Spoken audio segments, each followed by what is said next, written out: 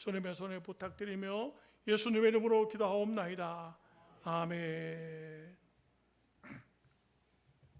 한 이틀 동안 에어컨 바람 쐬면서 책을 보고 설교 준비했더니 감기가 조금 걸린 것 같아요. 그래서 여러분들이 설교 듣는데 조금 지장이 되겠습니다만, 저도 제 자신이 이렇게 면역력이 약한 줄 잘 몰라요. 조금 이렇게 뭔가 조금 지나쳤다 싶으면 문제가 바로 와서 이거 내가 옛날 건강할 때에 그때의 행편에 맞춰서 살면 안 된다. 여러분들도 그렇죠? 나이를 잡수면은 거기에 맞는 삶을 살아야 됩니다. 젊을 때 생각해가지고 내가 아직까지 이렇게 하면은 문제가 생겨질 수 있습니다.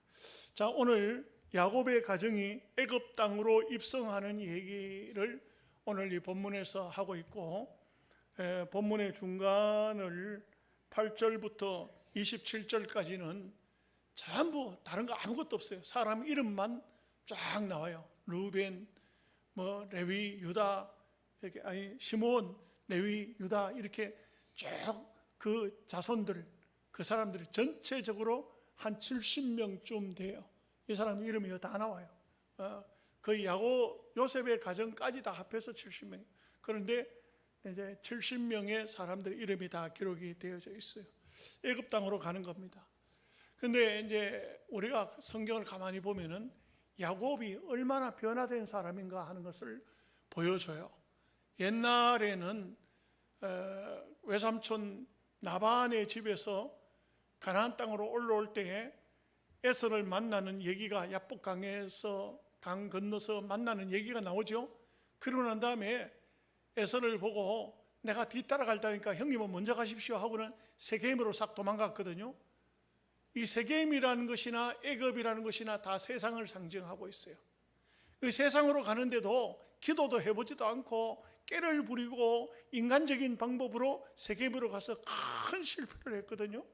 딸 디나가 강간을 당하고 또 유다와 레위가, 시몬과 레위가 얼마나 그 세겜 사람들을 죽였습니까? 못된 짓을 했죠. 이런 행편없는 행동을 하게 된 것은, 자녀들이 그렇게 된 것은 아버지가 믿음으로 안 사니까 그 자녀들도 믿음으로 안 하는 것이죠. 그렇게 돼 버렸었는데, 지금은 정말 요셉이 애굽 땅에서 총리가 되고 큰 성공을 거두고 또 야곱을 태우려고 황금 마차를 보내오고 이러면 얼마든지 마음이 들떠 있고, 또 45장에서 우리 마지막 부분에서 봤지만 요셉이 보낸 그 황금 마차를 보고는 그 바로 임금이 타던 버금 수레와 같은 것을 보고는 내가 이제는 죽어도 족하다, 내가 요셉을 버리라 이렇게 했지만은, 그러나 막상 애굽으로 갈 때는 하나님 앞에 예배하고 있는 이런 모습을 볼 수가 있어요. 그 예배하고 있는데도 굉장히 마음속에 내가 과연 아들이 애굽 땅에서 성공했다고 애굽에 가는 것이 옳을까? 이런 생각을 많이 했던 것 같아요. 그러니까 하나님께서 야곱아, 걱정하지 마라, 두려워하지 마라, 애굽 땅으로 가라, 나도 같이 가겠다. 그리고 요셉이 너의 눈을 감겨줄 것이다. 그리고 너는 장차 큰 민족을, 거기서 큰 민족을 만들어가지고, 지금은 70명이지만 큰 민족을 만들어가지고 출애굽할 것이다. 이게 벌써 아마 그 예언을 하나님께서 이 야곱에게 주시고 계시는 것을 알 수가 있어요. 이런 방면에서 보면은 우리가 성경을 통해서 앞에 우리가 유다 이야기를 제가 참 감명 깊게 마음속에 받아들여서 여러분들에게도 말씀을 드렸지만, 유다는 굉장히 타락된 인물이었거든요. 엄청나게 타락됐거든요. 자기 아들을 하나님이라고 부를 정도로 이거는 아주 그 신앙인으로서 해서 안 될 행동을 했거든요. 그리고 가서 그 이방 여자, 가나안 여자하고 결혼하고, 그리고 또 나중에는 하나님의 계대의 법칙을 깨뜨리고 하다가 며느리가 아주 꾀를 내는 바람에 며느리하고 관계를 가져서 또 자식을 놓고, 이거 정말 기가 막힌 일들이 벌어지면서 유다가 다시 가나안 땅으로 돌아오게 된, 형제들에게 합세하게 된 동기가 뭐냐면 회개했다는 겁니다. 깊이 회개를 하고 돌아온 유다는 하는 행동이 달라요. 말이 다릅니다. 이게 정말 유다가 네 번째 아들이잖아요. 루벤이 있고, 그 다음에 시몬이 있고, 레위가 있고, 그 다음에 유다거든요. 그런데도 불구하고 이 유다는 전체 12명의 자식들 가운데서 가장 대표자적인 그런 마음 자세, 그런 마음, 자기는 죽어도 동생도 살려야 되겠다, 아버지의 마음이 아프면 안 되겠다, 이런 마음을 가지고 있다는 것은 유다가 어떻게 타락했던 사람이라고 어떻게 보여집니까? 이 얼마나 참 마음 자세가 귀한 마음 자세였습니까? 그러다가 보니까 이 유다는 참 귀하게 쓰임을 받게 된 것처럼, 야곱이라는 인물이 어떤 인물입니까? 대단히 간사한 사람입니다. 행편없는 사람이, 인간적으로 따지면 오늘날 교인들로 따지면 완전 뺀들이 교인입니다. 이런데도 불구하고 이 야곱이 정말 그 생활과 삶이 변화되는 이런 모습이 이제 참 드러나기 시작해요. 드러나기 시작합니다. 이제 조금 창세기가 이제 다 돼 갑니다만, 말씀을 보면은 애굽에 내려가서도 하는 행동을 보면 야곱이 얼마나 달라지는지 몰라요. 요셉의 두 아들 축복하는 얘기도 이제 앞으로 장차 하겠습니다만은, 그것도 영감을 가지고, 손자지만 손자에게 축복을 해도 영감을 가지고 축복을 하는 이런 모습도 보여주고 있고, 마지막 죽기 전에는 12아들을 전부 일일이 다 축복하고, 그냥 안 죽어요. 믿음의 사람은 죽어도 그냥 죽으면 안 돼요. 다 일일이 12아들을 다 축복하고, 이 장차 그들을 예언적인 축복을 해요. 이런 모습을 보면은 얼마나 변화된 삶을 살고 아름다운 교훈을 우리에게 주고 있는지 몰라요. 사람이 살다가 마지막 생을 끝을 맺을 때 하는 말을 유언이라고 하잖아요. 유언이라는 말은요, 더 이상은 다른 말은 할 수가 없어요. 죽으니까, 죽은 사람이 무슨 말 하겠어요? 죽기 전에 했던 말을 가장 신중하고 가장 중요하고 가장 귀한 말만 마지막에 하게 된다고요. 그러면 자녀들이 평상시에 아버지를 존경하지 않던 사람이라도, 아버지 앞에 거역하던 자식들이라도 아버지 유언이라 하면 그거는 지키는 거예요. 그거는 지킵니다. 그래서 우리 예수 믿던 사람들이 마지막 죽기 전에 유언을, 내가 죽기 전에 유언을 할 수 있는 그런 형편이 못 될 수도 있잖아요. 그러면은 미리 유언을 하라고, 미리 녹음을 해놓으면 돼요. 미리. 안 믿는 아들, 딸이 있으면요, 이름을 불러요. 아무개야, 나는 네가 예수 믿고 천당에서 같이 만나기를 원한다. 내가 너한테 마지막으로 부탁하고 싶은 건 이 말이다. 그 아들 그 목소리 들으면요, 환장합니다. 아무리 마음이 완악한 인간이라도 하나님께 돌아옵니다. 돌아오도록 돼 있어요. 안 돌아올 수가 없어요. 그거는 부모의 신앙이기도 하지만 부모의 유언이 자체가 예언이 되는 거예요. 그렇기 때문에요, 여러분 연세 좀 잡수신 분들은 다 유언 미리 해놓으세요. 녹음을 해놓든지 유언을 기록해 놓든지 하셔야 된다고. 따라합시다. 죽을 때 그냥 죽으면 안 된다. 그냥 어떤 사람은 그냥 죽어. 왜 그냥 죽어? 자, 옆 사람 보고 합시다. 그냥 죽지 말자. 그냥 죽으면 안 돼요. 죽을 때도 그냥 죽으면 안 돼. 어떤 사람은 휙 왔다가 휙 가버리는 사람이 있어요. 그런 사람이 되면 안 돼요.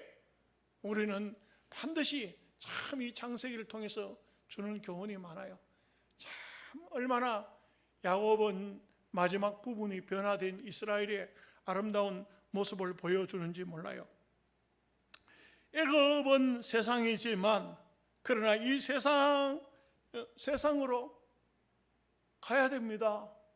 왜냐하면 우리는 세상에서 삽니다. 사실은 예수님의 제자들도 변화산, 알려지기는 다볼산이다, 헐몬산이다, 이런 말들을 합니다만, 예수님이 변형됐어요. 그 장소에 모세가 나타납니다. 엘리야가 나타납니다. 환상을 본 거예요. 너무너무 아름다운 광경을 본 겁니다. 베드로가 말했죠.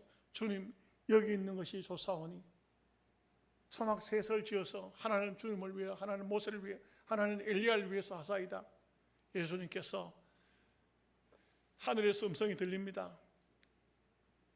이는 내 사랑하는 아들이요 내 기뻐하는 자라. 너희는 저의 말을 들으라.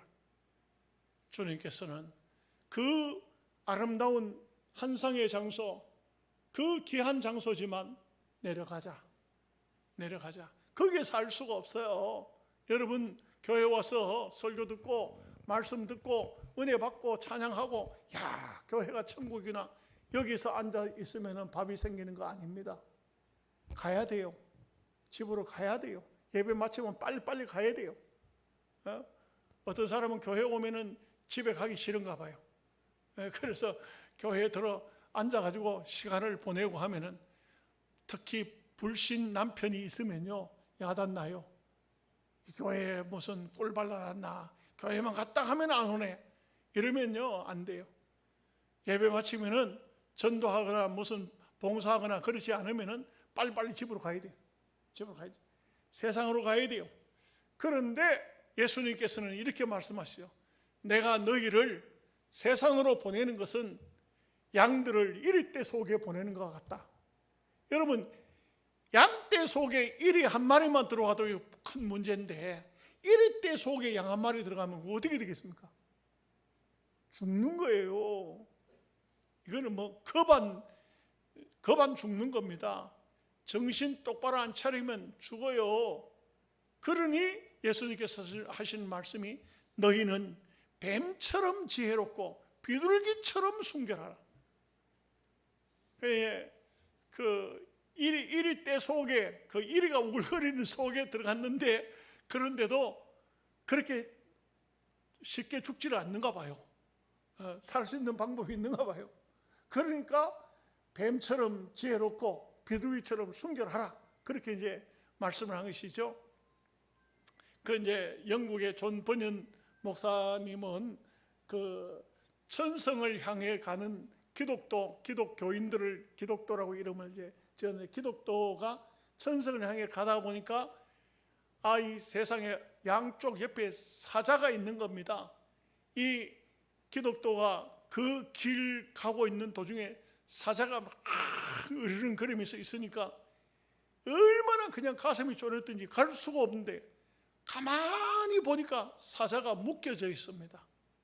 그래서 사자가 아무리 으르렁거려도 자기의 정로, 좌로우로 치우치지 않고, 흔들리지 않고, 비틀거리지 않고 정로로 가면은, 사자가 암만 옆에서 아우성을 쳐도 막 이빨을 드러내고, 손에 그냥 사자가 손이 있나요? 발짓을 해도 그래도 기독도는 괜찮습니다. 아멘 하십니까? 이게 참 재미있는 표현인데, 정로를 가면 돼요. 정로를 비틀거리지 마십시오. 좌우로 치우치지 마십시오. 한쪽으로 치우치면 사자밥이 돼요. 그래서 우리가 세상에 들어가는 것은 하나님께서 다 보장해 주세요. 근데 이제 단지 뱀처럼 지혜로워라, 비둘기처럼 순결하라, 이게 하나님의 말씀. 그런데 세상으로는 가지 마라, 이런 말씀 안 했어요. 가라 했어요. 여러분들을 예수님께서는 뭐라고 말씀했냐면, 너희는 세상의 빛이다 그랬어요. 교회 안에 빛 아니에요. 교회 안에 와서 막 예수 잘 믿는 척 하지 마세요. 다 잘 믿어요. 혼자만 잘 믿는 척 하지 말라고. 교회 안에는요, 교회 와서 주여 믿사오니 하고 그런 소리 안 해도 돼요. 세상에 나가서 예수 믿는 사람의 삶을 보여주라, 이게. 빛을 드러내라, 이게. 저 사람 뭐지? 저 사람 예수 믿는 사람이었구나.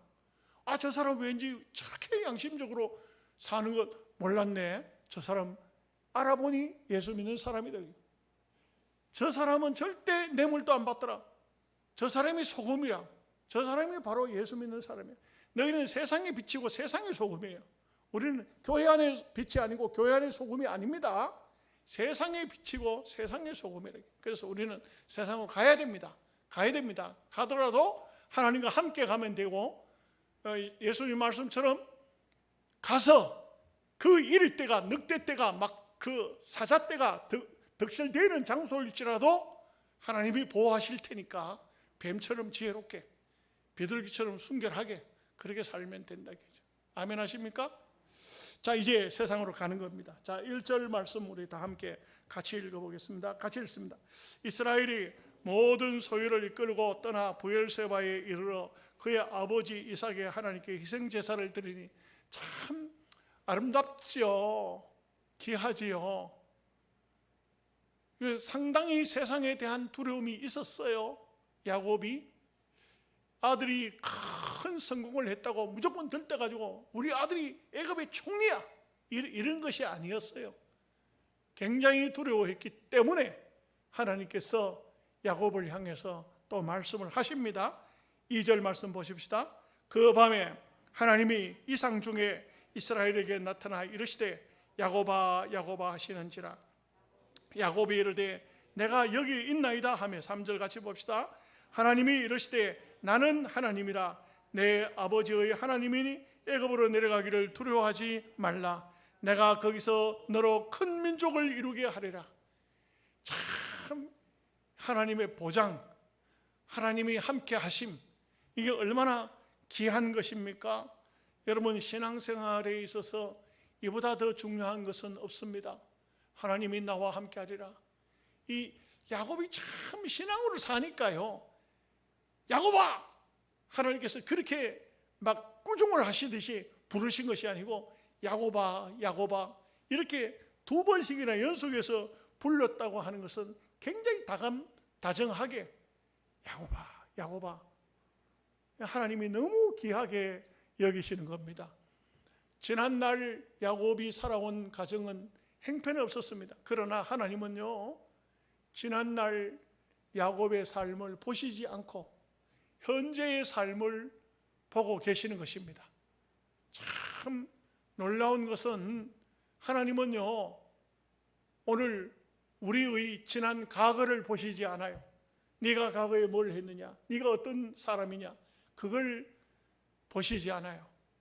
오히려 변화된 우리의 모습을 보시면서 우리에게 자비를 베푸시고 긍휼을 베푸시고 우리의 이름을 불러주시는 하나님이시래. 어떤 상황에서든 간에 하나님께서 우리를 함께 하시겠다고 약속하시는 그 하나님이신 것을 알 수가 있어요. 그래서 여기에 보니까 내가 거기서 너로 큰 민족을 이루게 하리라. 참 신기해요. 저도 이 창세기를 영양서북교에서만 강해를 2번째 하거든요. 2번째입니다. 여러분 아십니까? 첫 번째 강해를 했던 것은 발견하지 못한 진리가 너무 많습니다. 지금 와서 첫 번째 강의했던 게 너무, 제가 볼 때는 너무 어설프게 강의를 한 것 같아요. 창세기를. 그런데 다시 재차 이 강의를 하면서 준비하면서 참 감명을 많이 받았어요. 와, 이래서 하나님 말씀이라 하는구나, 이래서 하나님의 진리라 하는구나, 이런 것을 정말 많이 깨닫고 많이 느꼈어요. 참 감동이 너무 많이 오더라고요. 하나님께서 야곱에게 하신 말씀이 내가 너를 큰 민족을 이루게 하겠다 하는데, 이 큰 민족을 이루게 하는데 쓰임을 받는 사람이 요셉입니다.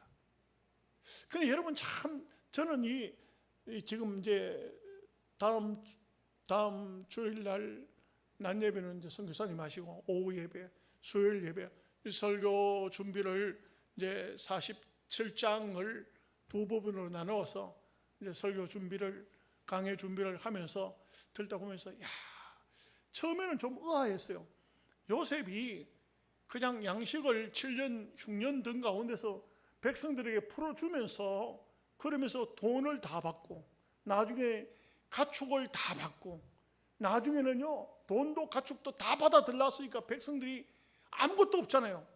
그러니까 이 사람들이 와가지고 우리의 땅도 줄 테니까, 우리가 종이 될 테니까 양식을 좀 주십시오. 그러니까요, 요셉이 아이고 뭐 땅까지 어떻게 받겠노? 당신들 몸뚱이까지 어떻게 다 받겠노? 이러지를 않아요. 다 받아버려요. 받아버리고 곡식을 준다고요? 야, 요셉 그 참 지도한 사람이구나. 여러분 그런 생각 안 드십니까? 근데 참 신비하더라고요. 놀랍더라고요. 창세기의 재발견. 요셉이 백성들이 가진 것을 싹 다 거두어가지고 토지 공개념을 합니다. 전체적으로 땅을 다시 백성들에게 분배를 해요. 재분배를 해요. 그리고 양식을 20% 이제는 농사를 지어서 20% 거다 들려요. 그리고 애굽을 대제국으로 발전시키는데 요셉이 했더라고요. 왜 요셉이 했냐? 저들의 몸뚱이까지 애굽이 다 샀잖아요. 양식을 주고. 그러니 애굽의 큰 대역사의 대건설에 백성들이 나오라 하면 나와야 됩니다.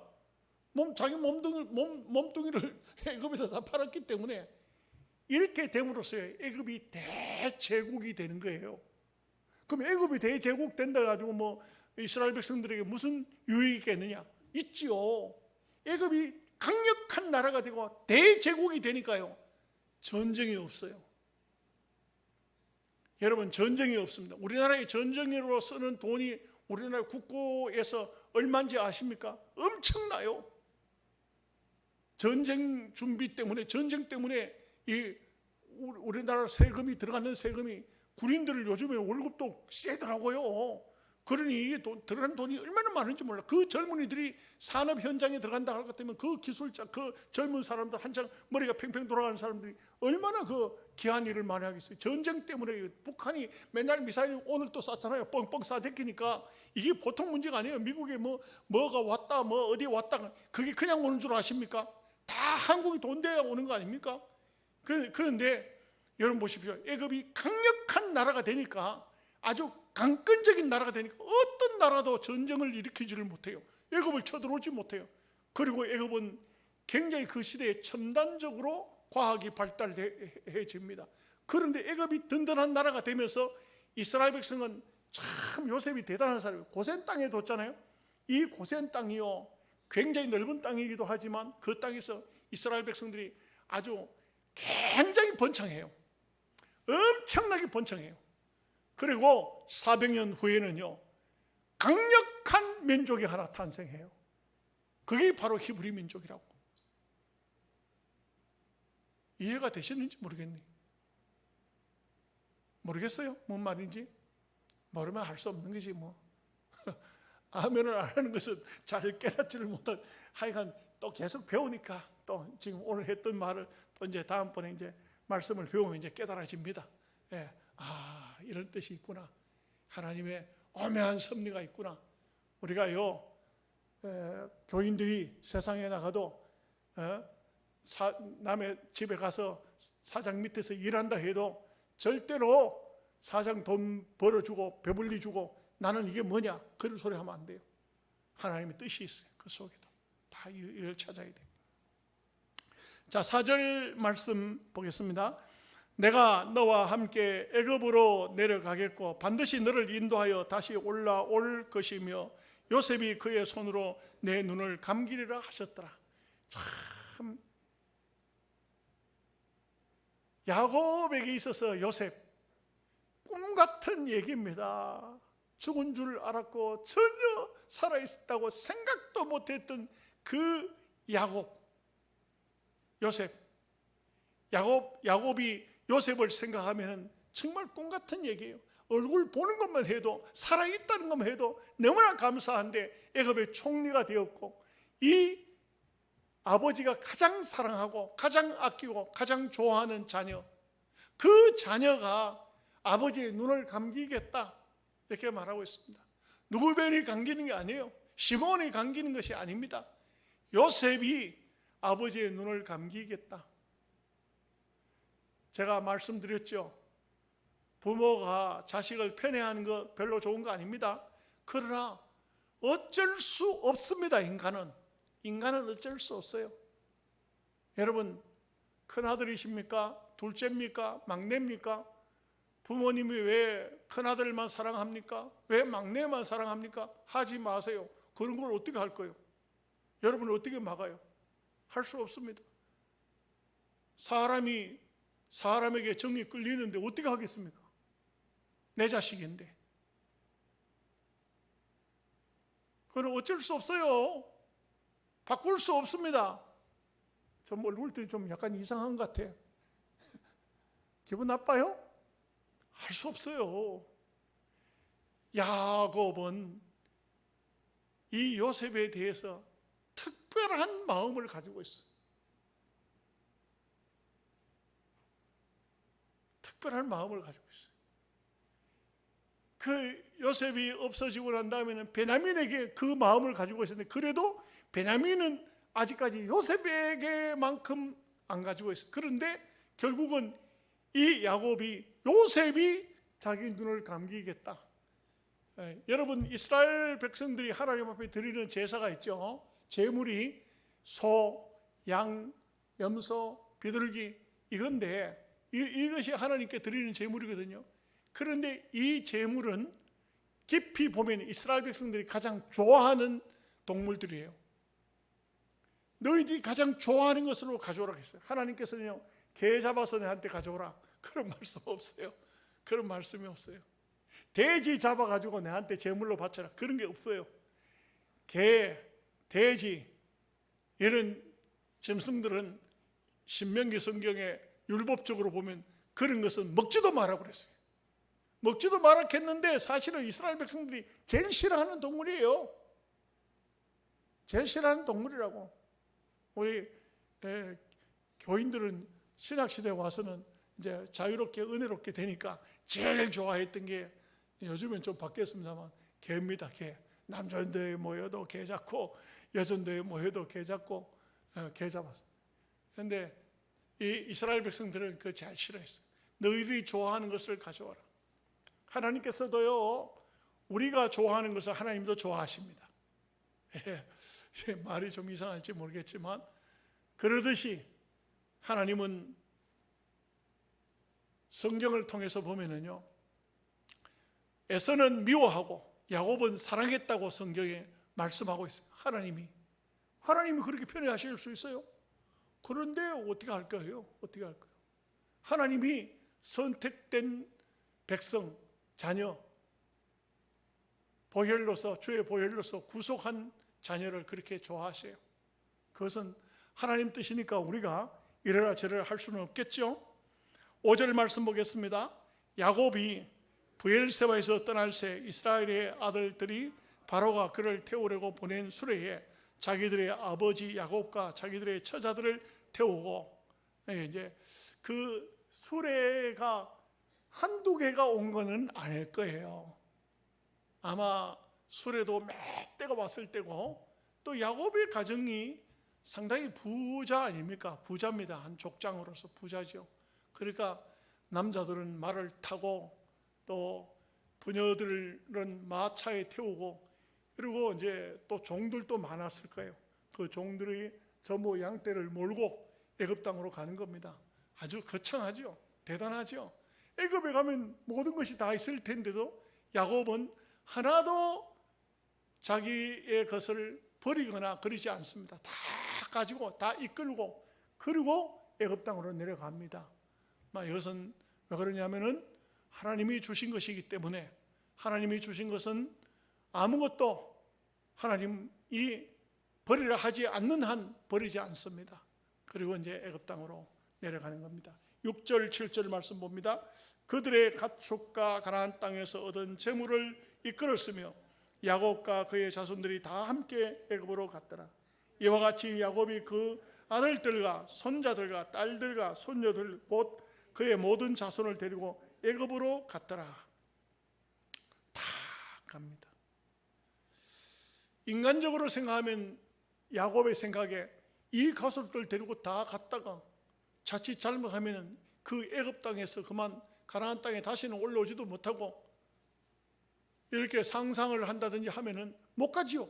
그런데 하나님께서 함께 하겠다. 큰 민족 만들어서 다시 나오게 하겠다.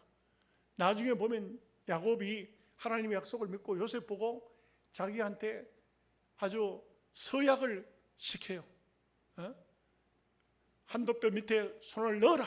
그리고 나의 해골을 메고 나가겠다고 약속해라. 이렇게 하는 아주 믿음의 사람이라는 것을 볼 수가 있어요.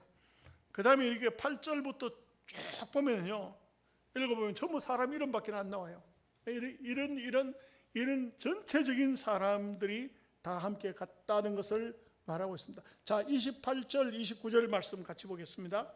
야곱이 유다를 요셉에게 미리 보내어 자기를 고센으로 인도하게 하고 다 고센 땅에 이르니 요셉이 그의 수레를 갖추고 고센으로 올라가서 그의 아버지 이스라엘을 맞으며 그에게 보이고 그의 목을 어긋맞춰 안고 얼마 동안 울매.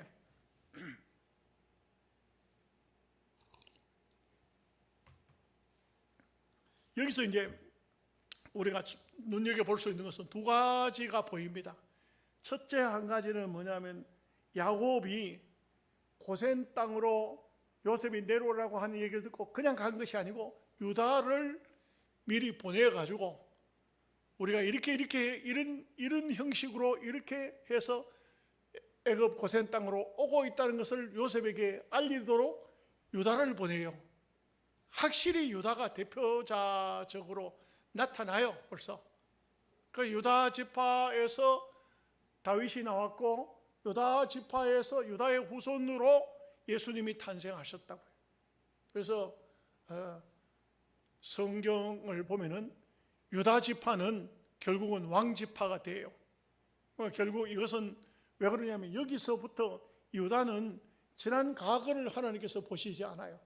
지난 옛날 유다의 잘못됐던 타락됐던 것을 하나님 보시지 않고 유다가 어떤 변화된 마음을 가지고 어떻게 회개하고 어떻게 살아가는가 하는 것이 하나님 마음에 맞는 것입니다.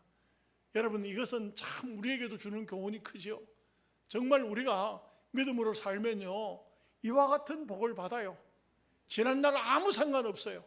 옛날에 어떻게 살았냐 그건 아무 필요 없어요.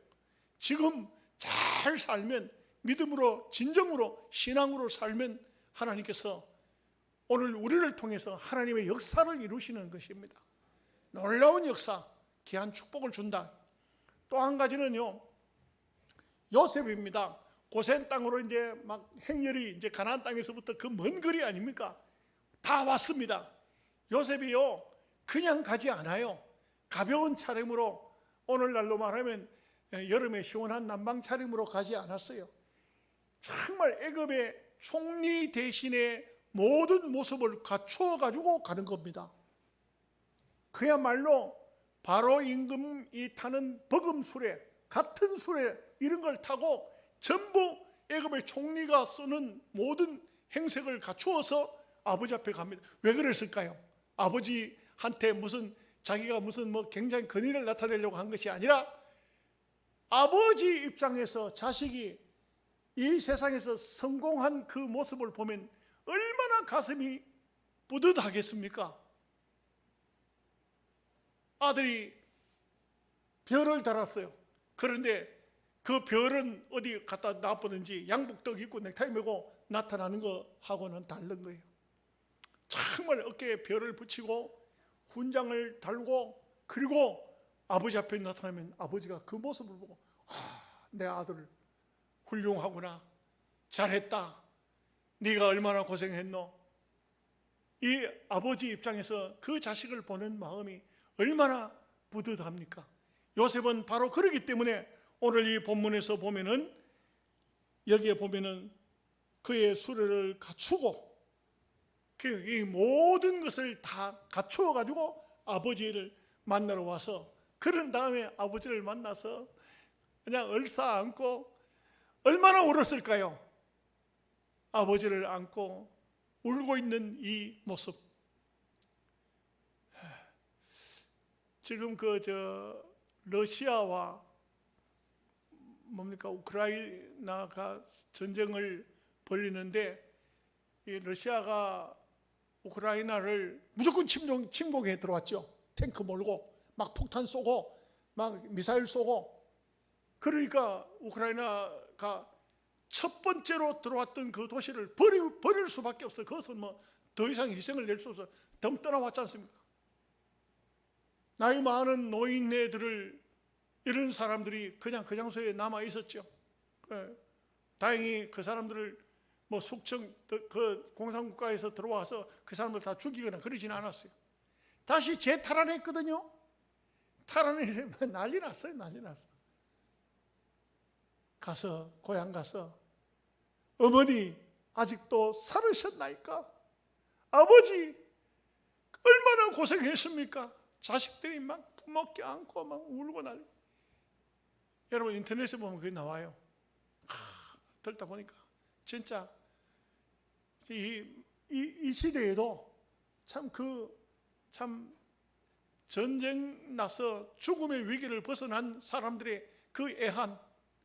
우리 옛날에 보면은 그 이산 가족 찾기 했지 않습니까? KBS에서 그런 운동을 했죠, 그죠? 뭐 6.25 사변 때 헤어졌던 자식들을 그 만났을 때 그 만남, 전부 다 모든 사람들이 다 울었잖아요. 얼마나 울었습니까? 여기 영양면 그렇게 만난 사람도 없죠? 여러분들이 혹시 누가 그런 가족들이 있었나요? 네. 뭐 이거 이 얘기를 해봤자 별로 크게 감동이 올 것 같지가 않네요. 네. 요셉이 아버지 야곱을 만났을 때 어떤 마음이었을까요? 어떤 마음이었을까요? 이거 뭐 그냥 말을 하는 것보다 그냥 여러분들이 상상하는 게 더 좋을 것 같습니다. 참으로 아버지 입장에서도 아들을 잃었던 아들, 죽었다고 생각했던 아들, 그 채색 옷에다가 양의 피를 묻혀가지고 그래가지고는 이게 요셉의 옷이 아닙니까 하고 아버지 앞에 들어밀 때 그 가정스러운 그 못된 놈들, 그 아버지는 꼭듯이 죽은 줄 알고 그냥 얼마나 수일 동안 울면서 밥도 안 먹고 그렇게 했는데, 이 아들이 살아있고 총리가 되고 애굽의 대제국 애굽의 국무총리가 됐으니까 그 아들도 자기가 성공했지만 아버지에게 알릴 방법이 없었는데 우여곡절 끝에 아버지가 알게 되고 형들을 통해서 만나게 되고, 이렇게 아버지를 만났을 때 말로 다 할 수 없죠. 이 모습은 말로 다 할 수 없죠. 부모님들, 여러분들 자녀들이 객지에 나갔다가 1년에 한 번 만나도 그냥 어떤 부모님들은 자식을 만날 마음에 그냥 밤잠을 설레고 그렇게 하기도 하지 않습니까? 그런데 그 정도가 아니지 않습니까? 이렇게 만난 것입니다. 자, 30절 말씀 보겠습니다. 이스라엘이 요셉에게 이르되 네가 지금까지 살아있고 내가 내 얼굴을 보았으니 지금 죽어도 조카도다. 자, 이거는 여러분 보십시오. 요셉이 그렇게 죽은 줄 알았는데 살아있고, 그 살아있는 것뿐만 아니고 애굽의 대총리 대신이 되었고, 그리고 그 요셉을 품에 안았을 때 이 야곱의 마음이 어떻겠습니까? 부모로서 이게 참 얼마나 감격스러웠을까요? 31절 32절 말씀 보겠습니다. 요셉이 그의 형들과 아버지의 가족에게 이르되 내가 올라가서 바로에게 아뢰어 이르기를 가나안 땅에 있던 내 형들과 내 아버지의 가족이 내게로 왔는데 그들은 목자들이라 목축하는 사람들이므로 그들의 양과 소와 모든 소유를 끌고 왔나이다 하리니. 참 여기 중요한 얘기를 합니다. 바로는 요셉에게 있어서 절대적인 은혜를 입은 사람이에요. 요셉이 아니었으면 애굽도 다 끝났어요. 바로도 끝났어요. 다 망했어요. 다 죽었을 거예요. 그렇기 때문에 요셉에게 총리 대신 자리를 주면서 뭐라고 했냐면 네가 다 다스려라. 네 마음대로 해라. 네 마음대로. 나는 자리만 왕의 자리에 앉아있을 뿐이다. 이렇게 했거든요. 근데 요셉의 아버지와 형들이 왔다는 얘기를 들을 때 바로 임금은 요셉이 그렇게 지혜로운 사람이고 그렇게 상당히 꿈을 해석 잘하는 사람이고 그렇게 모든 방면에 아주 빈틈이 없을 정도로 충성스러운 사람이니까 그의 형제들에게도 어떤 권력을 나누어 줄 것을 바로는 생각할 거예요. 요즘 같으면 안 되지만 옛날 그 시대 같으면은 임금이 얼마든지 큰아들 당신은 군대 장관 하시오. 이 둘째 당신은 재무부 장관 하시오.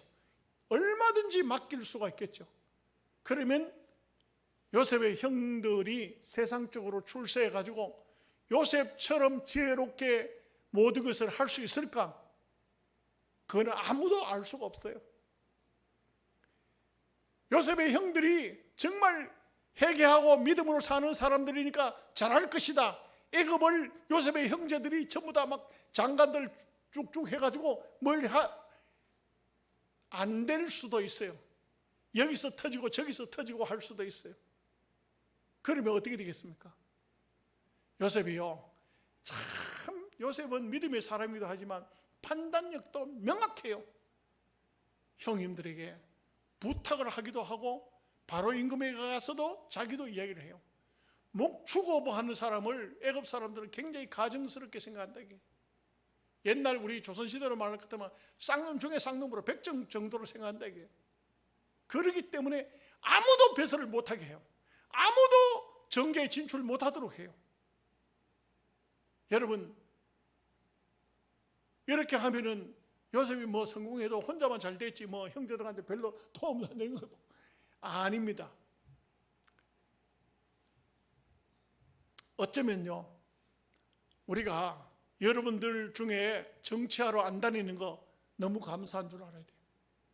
막 우리 영양서북교회에서 본 교인들은 군수하려고 도의원 하려고 군의원 하려고 그 뭐 애 안 쓰잖아요. 감사한 거예요. 하고 싶은 사람 있으면 손 들어보세요. 하지 마세요. 선거철 되면 들어온 사람들이지 그래가지고는 등록을 하고 교인인 것처럼 하지만 웃기는 거지. 그냥 그렇게 그냥 봐주는 거예요. 그러면 또 그 손해는 아니에요. 우리가 와가지고 영양서북교회 등록하고 내가 서북교회 교인입니다 하고 군수를 하고 도의원을 하고 군의원 하고 감사한 것이. 그러고는 자기들 우리 도와주지 우리한테 해롭게 하지는 않아요. 맞아요, 틀려요? 그거는 그러나 그 진짜 교인은 아니에요. 그런데 여러분들은 그렇게 할 필요 없어요. 하지 마십시오. 여러분 누구든지 하려고 한다면 제가 아유 말릴 거예요.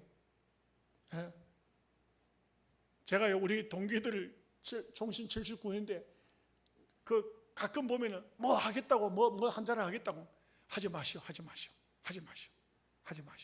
한 목회 잘해가지고 은퇴하면 되지 뭐 하려고 정치하려고 하느냐고 하지 말라고. 내가 여러 사람 주저앉혔어요.